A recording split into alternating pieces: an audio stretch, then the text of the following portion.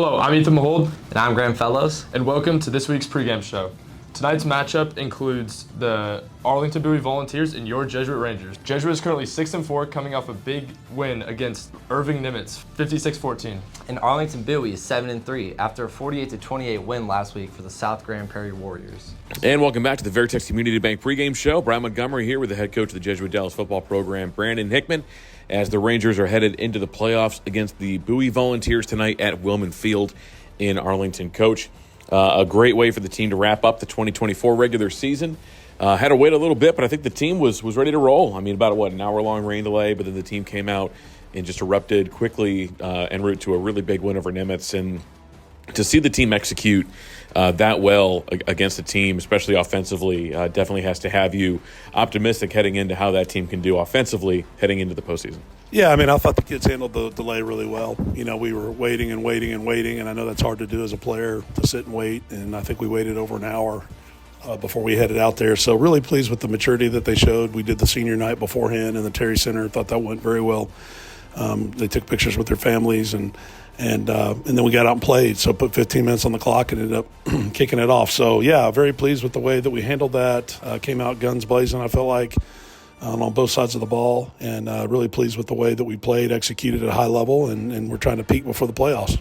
And just to kind of close the book on senior night in general, a 43-member senior class. I mean, just a massive class. And, you know, I think we really saw the range of ability throughout the game. I mean, a lot of the guys scoring touchdowns, a lot of the seniors making plays.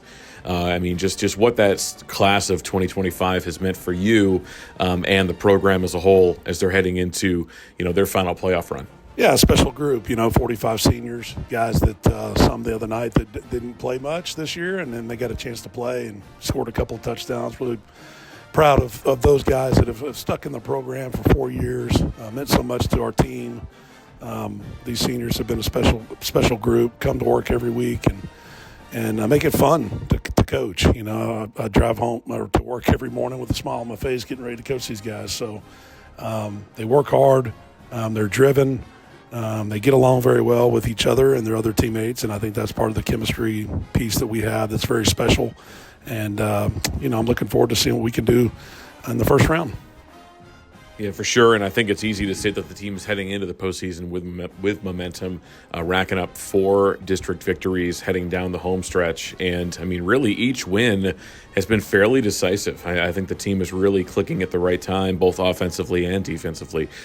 Switching over to the defensive end really quick because, I mean, that was a very run-heavy Nimitz team, really tried to grind the Rangers out, especially, third, fourth quarter. After a while, you kind of get tired of guys running into you nonstop in the defensive line. But I think the Rangers really did dig their heels in on a rough weather night and really showed what they can do.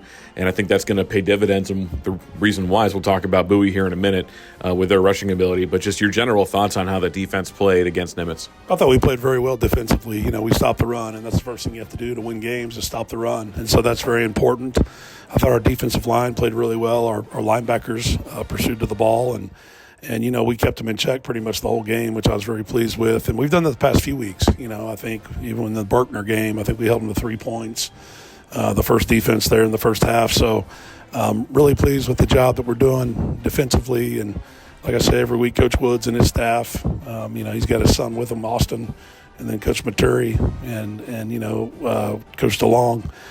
They've done and Coach, they've done a great job with the defense, and our kids are believing. They're playing hard. We're tackling well. He works on fundamentals daily, and every week we work on tackling with our guys, and I think you're starting to see that on Friday nights. And once again, you're listening to the Veritex Community Bank pregame show. Brian Montgomery here with head coach Brandon Hickman as we turn our attention to the first round of the playoffs, the Region 1 6A Division II bracket. Jesuit Dallas coming in as the 2 seed out of District 7 6A, and they will face off against Arlington Bowie, the 1 seed Division II out of 8 6A and the overall district champion. Coach, a rematch of last year's game, but I think that the big difference is that Bowie, kind of like Jesuit, has brought back a lot of returners.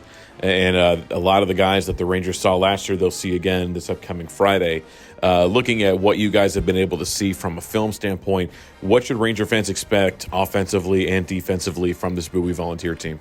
Bowie, I mean, they're good offensively. You know, they've got speed at tailback, number 6, really good player. The quarterback's number 7, who also has a lot of speed. Those two guys are returning from last year. 6 is their bell cow. You know, he's going to get the ball quite a bit, Bowers.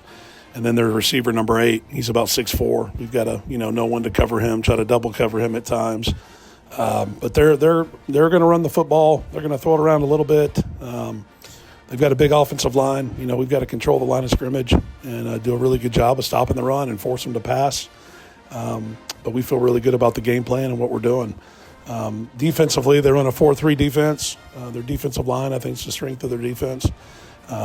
They're big up front on the D line, and we're gonna have to try to wear them out up front. And their secondary's good. They got a corner that's tall, probably 6'3", that's long, but they have good speed, all around team speed.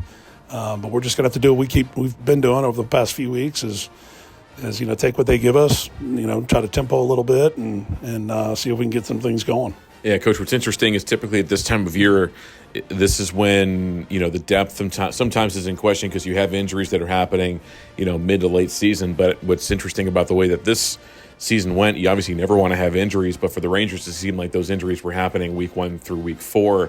And so, in some ways where some teams are trying to kind of patchwork offense, patchwork defense, Jesuit's full steam ahead. I mean, I think for the most part, you have everybody where you need to have them. And heading into the postseason, just how does that impact, the confidence you have in the team, knowing, hey, you know what, we have all gears clicking, and we're ready to go against a really talented defense in Bowie.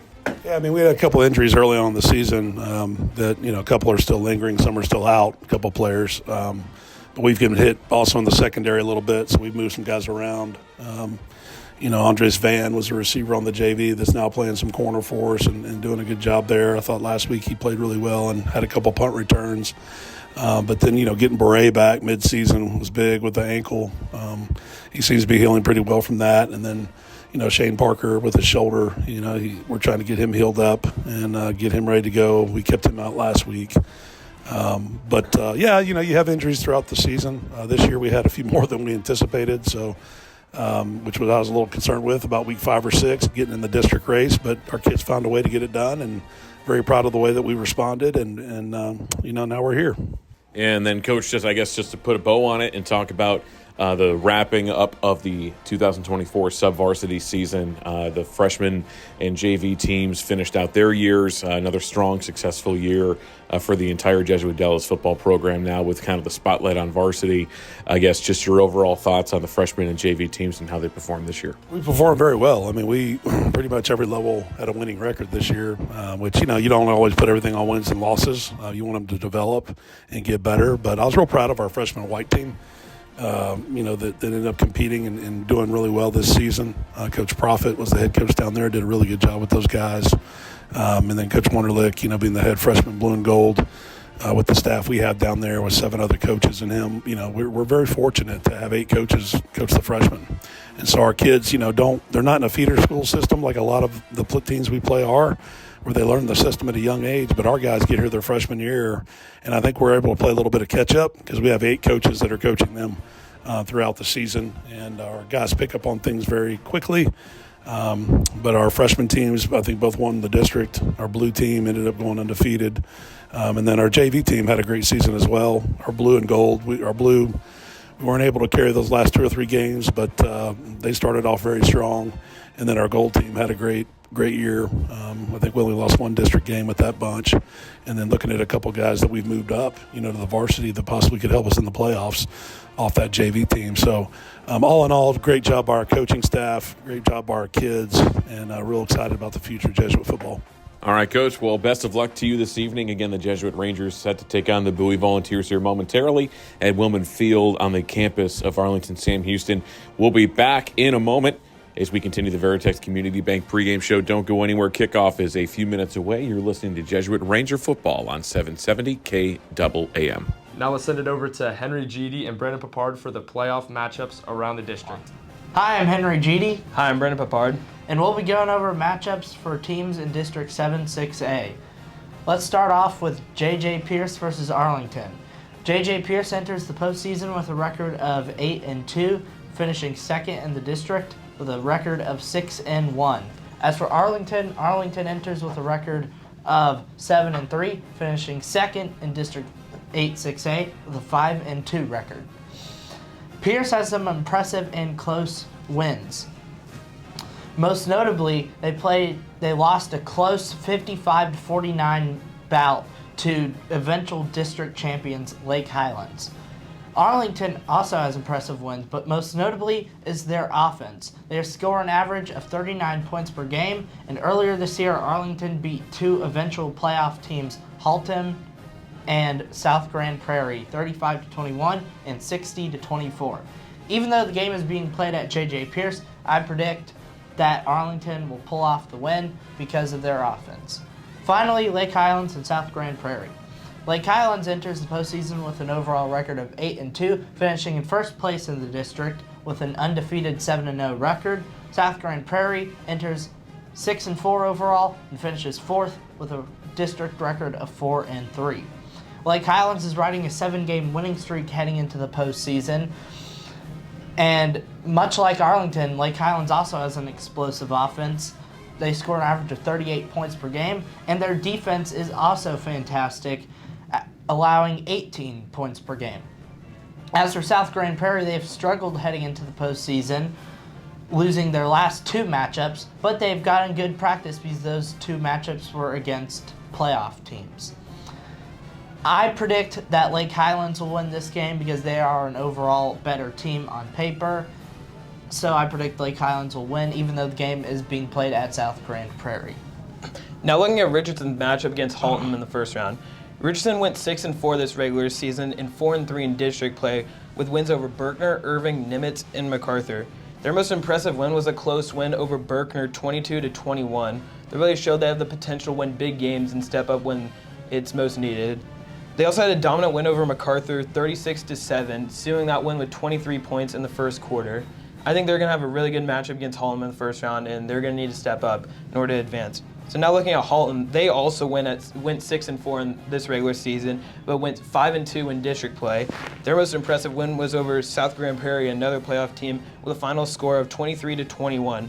A player to watch for Haltom is running back Rodrigo Robertson, who averages 160 rushing yards per game and leads the team with a total of 20 touchdowns this season. A very key player for this offense that's going against Richardson in the first round.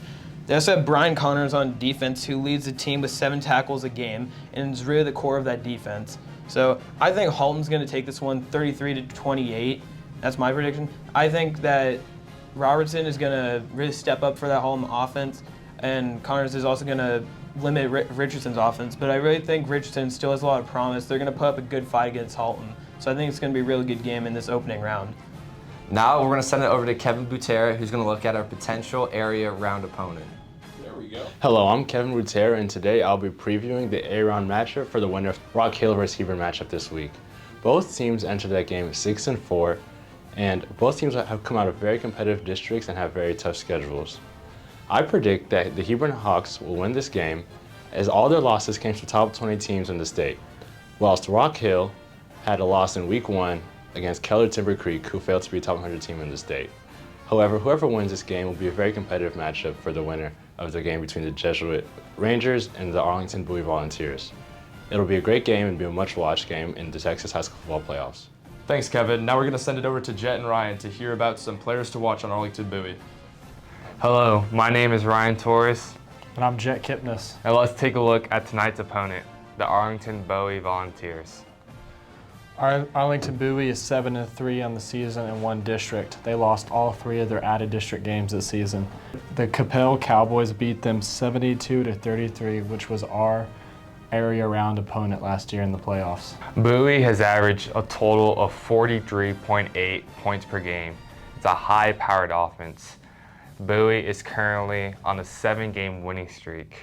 Senior running back Darian Bowers leads the team with at least 170 yards running, and he is number 7 and 6A in total in rushing yards. Senior wide receiver Dylan Talley averages at least 107 yards per game, and he has a total of 12 touchdowns caught this season.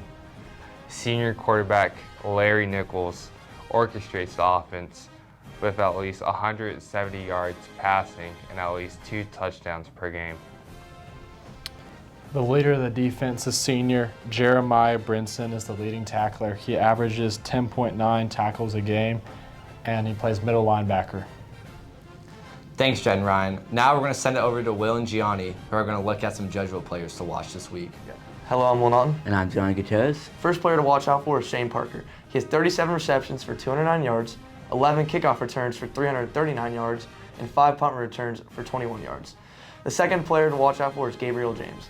He has 5 sacks for 73 yards and has 1 fumble recovery. The final player to watch is Jared Krause.